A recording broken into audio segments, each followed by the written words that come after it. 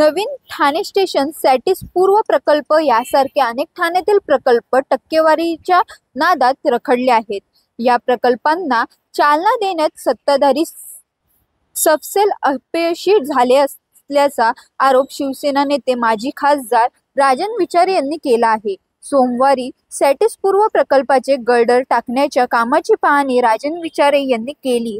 त्यावेळी त्यांनी माध्यमांशी बोलताना जोरदार टीका केली। शिवसेना नेते माजी खासदार राजन विचारे यांच्या संकल्पनेतून साकार होत असलेल्या सॅटिस 2 प्रकल्प या प्रकल्पातील कोपरी रेल्वे पुलावरील गर्डरचे टाकण्याचे काम गेले 2 दिवस सुरू आहे। विचारे यांनी सोमवारी ठाणे महापालिकेचे अधिकारी, रेल्वे प्रशासनाचे अधिकारी यांच्यासोबत पाहणी दौरा आयोजित करून या गर्डरचे काम कितपत पूर्ण झाले आहे याची माहिती घेतली। तसेच सत्तेत असलेल्या कोणत्याही लोकप्रतिनिधींनी या ठिकाणी येऊन आढावा घेतला नाही आणि साधी पाहणी देखील केली नसल्याने विचारे यांनी खंत व्यक्त केली। कारण शिंदे गटाचे राजकारण, फोडाफोडी, दमबाजी यात व्यस्त असल्याने त्यांना विकासाचे काहीही पडले नसल्याचा आरोप विचारे यांनी केला।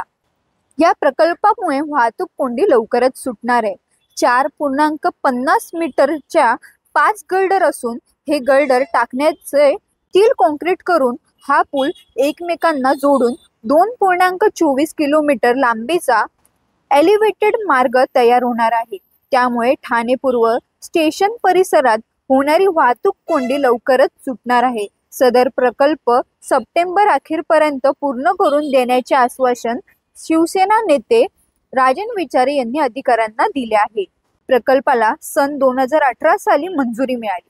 त्यानंतर या प्रकल्पाला स्मार्ट सिटी अंतर्गत समावेश करून घेण्यासाठी केंद्र शासनाकडे व तत्कालीन महापालिका आयुक्त संजीव जयस्वाल यांच्याकडे पाठपुरावा केला। 261 कोटी व रेल्वे पुलासाठी 39 कोटी अशी एकूण 298 कोटीला मान्यता मिळाली। दिल्लीच्या IRDC विभागाकडून ही मंजुरी मिळवून घेतली। 19 फेब्रुवारी 2022 रोजी सॅटिस डेकचे भूमिपूजन करण्यात आले। या प्रकल्पाचे काम टप्प्याटप्प्यामध्ये सुरू झाले। या ठाणे शहराचं विजन डॉक्युमेंट आपण तयार केलं होतं, त्याच्यामध्ये हा सॅटिस हे सांगितलं होतं। रेल्वे स्टेशनचा जो प्रोजेक्ट आहे तो सुद्धा त्यावेळेला माहिती घेतली होती आणि त्या विजन डॉक्युमेंटमध्ये आलं होतं। हा जे ठाणे मुलुंडच्या दरम्यानचं जे स्टेशन आहे हे सुद्धा विजन डॉक्युमेंटमध्ये त्यावेळेला आलं होतं की या ठिकाणी जर आपल्याला गर्दी कमी करायची असेल ठाणा स्टेशनची तर दुसरं स्टेशन असलं पाहिजे। आणि त्याचा पाठपुरावा करण्यापासून हायकोर्टामध्ये 12 वर्ष आपण ही केस लढत होतो, परंतु ह्याच्यामध्ये त्या ठिकाणी त्या तिकडच्या लोकांचं पुनर्वसन करून या ठिकाणी आपण ते संबंध करतोय, ते सुद्धा काम चालू आहे। आणि मला वाटतं हे जर लवकर झालं हे स्टेशन, त्याचबरोबर ठाण्याचं जवळजवळ मला वाटतं 2100 करोड रुपयाला मंजुरी त्या ठिकाणी मिळेल नवीन स्टेशनला।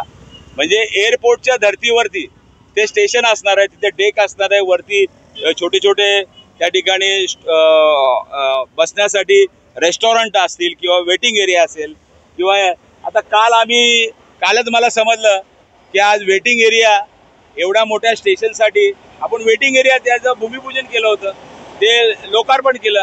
काल मला समजलं की तिथे रेस्टॉरंट तिकडे ओपन करतात। हे काय चाललेलं काय आहे सर?